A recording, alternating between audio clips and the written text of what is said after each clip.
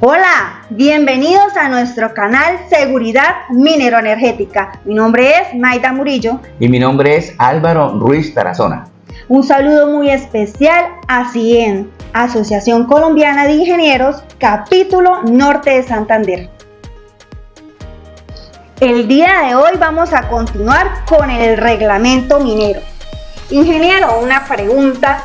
¿El decreto 944 reemplaza el decreto 1886?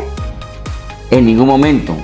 El decreto 944 no elimina ni reemplaza al decreto 1886. El decreto 944 amplía el ámbito de aplicación de las normas a las personas naturales y jurídicas que desarrollan las siguientes labores mineras subterráneas en el territorio nacional. Podemos decir, por ejemplo, a esta clase de personas el titular minero, su operador o subcontratista, solicitantes de programas de legalización y formalización minera, siempre y cuando cuenten con la autorización legal de la resolución. También aquellas personas beneficiarios de áreas de reserva especial, beneficiarios de autorizaciones temporales, beneficiarios de mecanismos para el trabajo, y bajo el amparo de un título de pequeña minería. Ingeniero, ¿y qué modificaron en el decreto 944? En el decreto 944, como venimos hablando en el anterior programa sobre los sistemas eléctricos en minería subterránea, entonces vamos a ver qué modificaron en el 944 con respecto al 1886. Por ejemplo, comencemos. El artículo 169 del decreto 1866 nos comentaba en términos generales los requisitos para las instalaciones eléctricas que deben estar bajo el reglamento técnico de instalación eléctrica RETIE. Ya en el 944, o sea, en el actual nos modifica y nos dice que las instalaciones eléctricas bajo tierra deben hacerse con todos los requerimientos técnicos que ofrezcan las condiciones de seguridad para el desarrollo de las actividades, atendiendo lo dispuesto en la normatividad vigente. O sea, en las normas vigentes, no se rige exclusivamente al RETIE. ¿Por qué dirán ustedes? Por la globalización. Ya tenemos normas de la IEC a nivel mundial, tenemos normas NEMA, y todo ello nos habla aquí en este decreto que es la normatividad vigente. Con eso no quiere decir que no incluya el RETIE. El RETIE está incluido allí, pero el RETIE forma parte de la normatividad vigente. El artículo 170 rige igualmente tanto para el decreto 1886 como para el 944. Seguimos hablando de la protección de los cables en instalaciones eléctricas que deben cumplir con la normatividad vigente, y que las conexiones eléctricas entre cables deben estar protegidas en sus uniones por medio de cajas de conexión. No, acuérdense lo que hablamos en el programa anterior, no se deben utilizar conectores de perforación ni ningún tipo de conector de derivación, sino cajas de conexión o enchufes que hagan esa función. Esa es la principal causa de accidentalidad por contacto directo con cables en mal estado. Entonces, razón por la cual este decreto hace hincapié en que todo este tipo de conexiones que vamos a hacer al derivarnos hacia un ventilador, una electrobomba o un malacate deben ser primeramente hechos en cajas de conexión o cajas de paso a prueba de explosión. Maida, el decreto 944 en el artículo 170 vamos a continuar hablando sobre los tipos de cables mineros. Sí, claro, yo me acuerdo de esos cables que son a prueba de explosión. Sí, son unos cables especiales que les decía, más adelante vamos a mirar lo que dice la norma RETIE, pero son exclusivos para hacer instalaciones bajo tierra. Por ejemplo, si nosotros vamos al RETIE, podemos observar que ellos nos dicen claramente que cuando hay tensiones por debajo de los 750 voltios, o sea, aquellas tensiones que manejamos a 440 voltios y a 220 voltios trifásicos, los cables deben ser de tipo SHC-GC. Por ejemplo, son cables utilizados en minería cuyo aislamiento o chaqueta debe soportar mínimo 2000 voltios. 2000 voltios debe. Acuérdense ustedes, muchachos, todos nuestros oyentes, que la mayoría de cables en instalaciones normales el aislamiento máximo es 600 voltios. En minería se pide mínimo 2000 voltios. Ese es el primer aspecto importante. Ya cuando nosotros superamos ese voltaje, ya no vamos a superar los 1000 voltios dentro de la mina. Estos cables mineros deben tener un aislamiento en la chaqueta para 25.000 voltios. Es la norma de seguridad. Pero dirán ustedes, ¿pero para qué tanto aislamiento? Para protegerlos contra caída de roca, contra accidentalidad. Son cables sumamente robustos que permiten, como por decimos nosotros, el uso y el abuso, y nos pueden dar mucha seguridad en este tipo de instalaciones.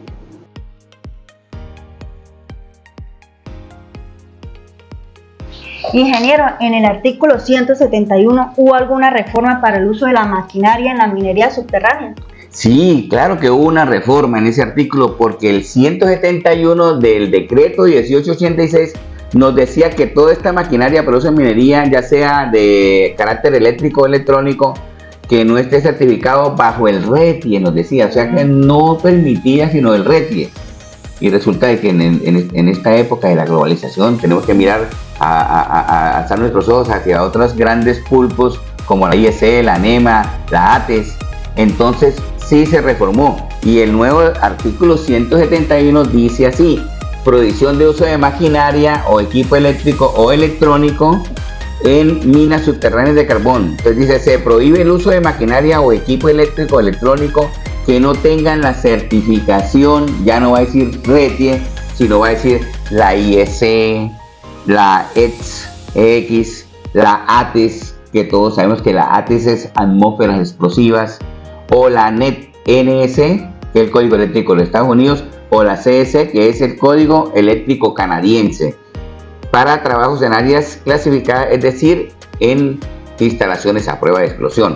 Entonces, en términos generales, podemos decir que ya podemos utilizar artículos certificados por la IEC, por la ATES, por la National Electric Code, que es el Código Eléctrico Nacional de los Estados Unidos, y por la norma canadiense. Esas son las 4 empresas que permite el decreto que certifiquen los productos a prueba de explosión.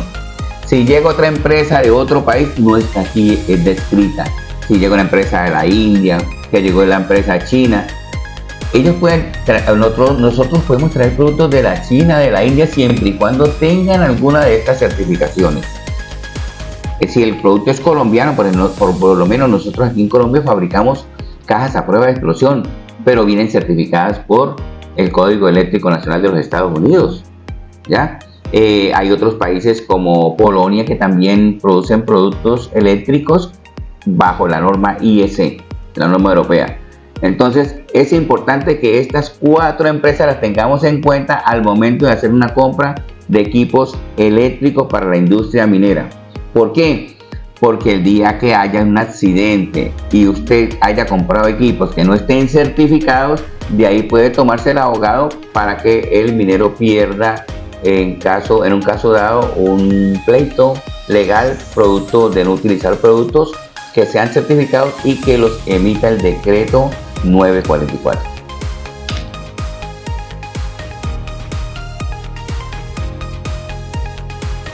Bueno, Mayra, le comento también que todos estos equipos que acabamos de ver que deben ser certificados, el artículo 172 nos sigue hablando de los responsables. Igual no cambió nada con respecto al 172 del decreto 1816. Sigue siendo el mismo, o sea que los responsables de los trabajos o actividades eléctricas deberán ser ejecutados por técnicos, tecnólogos o ingenieros electricistas o electromecánicos con matrícula profesional vigente. Mayra, también puedo comentarle que el artículo 173 y 174 no tuvo ninguna modificación. Siguen siendo el 173 pendiente de la obligación que todos los trabajadores, a pesar de que no son electricistas ni nada, estén pendientes de las máquinas. Cualquier ruido normal, cualquier cosa, informar a su jefe inmediato para hacer la corrección. Recuerden el lema: la seguridad es responsabilidad de todos. Y el artículo 174 nos sigue hablando de la vigilancia y mantenimiento de las instalaciones eléctricas. todas estas instalaciones eléctricas deben estar sometidas a un mantenimiento continuo por personas idóneas capacitadas con matrícula profesional vigente para esta clase de actividades. Ingeniero, ¿y me puede comentar cuáles son las 5 reglas de oro en la minería? Claro que sí, las 5 reglas de oro siguen siendo vigentes tanto en el decreto 1866 como en el decreto 944 y lo habla el artículo 175. Recuerden las 5 reglas de oro básicas, no solamente para instalaciones eléctricas, sino en cualquier reparación que vayamos a hacer de tipo eléctrico o electromecánico. Hacer el corte efectivo, o sea, bajar el breaker o el totalizador, hacer el bloqueo para que nadie le vaya a subir ese breaker en un momento dado, verifique la ausencia de tensión, que no haya con el voltímetro, vamos a medir allí que no haya voltaje, colocar a tierra todo el sistema, o sea, cortocircuitarlo para en caso que alguien suba por alguna circunstancia el breaker, se produzca el cortocircuito y no vaya a haber energía a lo largo de este equipo que esté trabajando. Y por último, señalizar las zonas de trabajo. Ingeniero, ¿y a dónde se puede hacer los análisis de riesgo? Bueno, el artículo 176 nos dice que análisis de riesgos previos a la realización de trabajos. O sea, en toda área donde vayamos a hacer trabajos de tipo eléctrico, electromecánico, lo primordial es hacer un análisis de riesgo para evitar cualquier accidente por problemas indirectos al mismo trabajo. Eso lo realiza la señorita o el joven de seguridad industrial, o sea, el CISO. También puedo comentarle que el artículo 177 siguió igual. Allí se habla de no colgar objetos sobre los cables que había comentado en el artículo 186, ni cualquier clase de objetos en instalaciones o aparatos eléctricos. Recuerden que mucha gente coloca allí la ropa a secar detrás de las neveras. Eso es prohibido. Todavía se usa.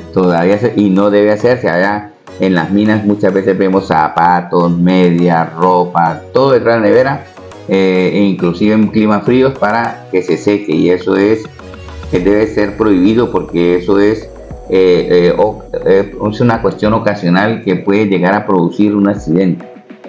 Ingeniero, ¿y el artículo que habla sobre quitar avisos, cómo quedó? Ese es el artículo 178. Nos habla de prohibición de quitar los protectores y avisos de las máquinas. Recuerden que retirar una placa de un motor o un aviso que te contenga un equipo que es puesto por el fabricante es como quitarle la cédula al equipo. Entonces eso es completamente prohibido. Esos avisos hay que conservarlos e inclusive colocarle cinta protectora para nosotros saber las características de esos motores o de esas máquinas, para poderlas implementarlos en las hojas de vida e inclusive en los programas de mantenimiento. ¿Y la aplicación de normas técnicas del artículo 179 cambió o sigue siendo el mismo? La aplicación de normas técnicas cambió. En el artículo 179 del decreto 1886 nos regía exclusivamente a cumplir con lo que decía el reglamento técnico de instalaciones eléctricas RETI. Ahora actualmente en el 944 nos dice que los protocolos para instalación de eléctricas bajo tierra serán establecidos por el responsable de la aplicación y cumplimiento del presente reglamento, de acuerdo con el conocimiento y desarrollo tecnológico alcanzado y la normatividad vigente. Nuevamente nos habla de la normatividad vigente. Y actualmente, como todos sabemos, el RETIE en el nuevo RETIE 2024 nos habla de las normas IEC y las normas NEMA como bases fundamentales para una instalación eléctrica en minería subterránea. Ingeniero, ¿y las nuevas locomotoras trolley cómo quedaron en el nuevo decreto? Recuerdo, claro, las locomotoras trolley que hablamos en el decreto 180, que comentaba mucho de uso de este tipo de maquinaria, pero que no debía usarse porque producían chispas. Bueno, esa aclaración la hicieron en el decreto 944. Entonces allí hablan que las locomotoras trolley están destinadas a trabajo de transporte especializado sobre rieles en minas con medio húmedo y polvoriento sin riesgo de explosión. significa que para el uso en minería subterránea de carbón no podemos utilizar este tipo de locomotoras Troiler, sino en otros tipos de minería donde no hayan gases ni polvos que puedan llegar a producir un incendio o una explosión producto de este medio de transporte. Y me imagino que también los diseños de los circuitos eléctricos también cambiaron. Sí, correcto. El artículo 181 era muy estricto de que todos los diseños tendrían que estar cumpliendo bajo el RETIE. Decía que bajo esa norma concebido de tal manera que cualquier cortocircuito o sobrecarga que se presente en una de esas protecciones actuaran inmediatamente en caso de un cortocircuito. El decreto 944 nos dice el diseño del circuito eléctrico debe ser concebido de tal manera que cualquier cortocircuito o sobrecarga que se presente en él accione inmediatamente las protecciones eléctricas. O sea, muy celosos con las protecciones eléctricas que son las que van a darle la seguridad a un circuito eléctrico, ya sea en minería, internamente o externamente, evitando un accidente por producto de un incendio o una explosión, producto de que estos elementos no actúen a tiempo. Ingeniero, ¿y en qué cambió el artículo 182? Como todos recuerdan, en el programa anterior, todos los que vieron el programa anterior, que me imagino que todos, muchos vieron ese programa, el artículo 182 nos hablaba de cómo seleccionamos un equipo a prueba de explosión para uso en minería. Y allí nos recalcaba que mucho la norma NEMA, o sea que deberían ser clase 1, clase 2, división 1, división 2, grupo D y grupo F. En otras palabras, clase 1 por los gases como el metano, clase 2 por los polvos de carbón y división 1 y división 2 por la presencia de estos o no en las atmósferas mineras, y la clase D y la F nos habla sobre el metano y el polvo de carbón como grupos, como elementos identificados para esta clase de norma. Entonces ya en el nuevo 182, del nuevo 44 nos dicen que las instalaciones eléctricas en labores mineras subterráneas clasificadas como grisuntuosas se deben instalar instalaciones eléctricas de seguridad a prueba de explosión contra grisud con la clasificación del área o zona de riesgos. En otras palabras, entramos en la época de la globalización, ya que recuerden muy bien que una cosa es la norma americana, otra la norma europea, aunque ambas persigan la misma seguridad, y recuerden que las zonas europeas, la clasificación de las zonas europeas son mucho más estrictas que las americanas. Sin embargo, cualquiera de las dos va a cumplir con lo que dice el decreto 1886 o lo que dice el decreto 944 en el artículo 182. Para todas las personas que nos están viendo aquí en nuestro canal Seguridad Minero-Energética, quiero comentarles que según la resolución número 40117 del 2 de abril del año 2024 se emitió el nuevo reglamento técnico de instalaciones eléctricas RETIE. Aquí observamos el libro que pueden las personas que están en el norte de Santander en Colombia adquirirlo aquí en ACIEN capítulo norte de Santander. En este RETIE, como ustedes pueden observar acá, les puedo mostrar, está compuesto por 4 libros. Un libro nos habla de las generalidades, ¿ya? El otro libro nos va a hablar acerca de los productos.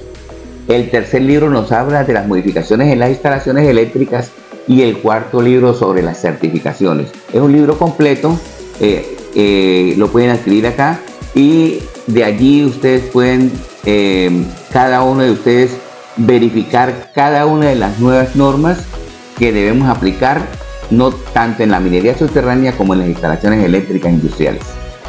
Bueno, y para concluir todo este video lleno de conocimiento, no se les olvide darle me gusta, comentar. Si ustedes tienen alguna duda o inquietud, no se queden con ella. Pregúntenle al ingeniero Álvaro, que con mucho gusto le responde. También, súper importante, activar la campanita, de manera que cuando nosotros subamos un video, le llegue a usted de inmediatamente, que sea la primera persona que se entere. También la suscripción, súper importante que ustedes se suscriban, mi gente bella. Entonces los espero, leemos todos sus comentarios, bienvenidos. Muchas gracias por vernos, hasta la próxima.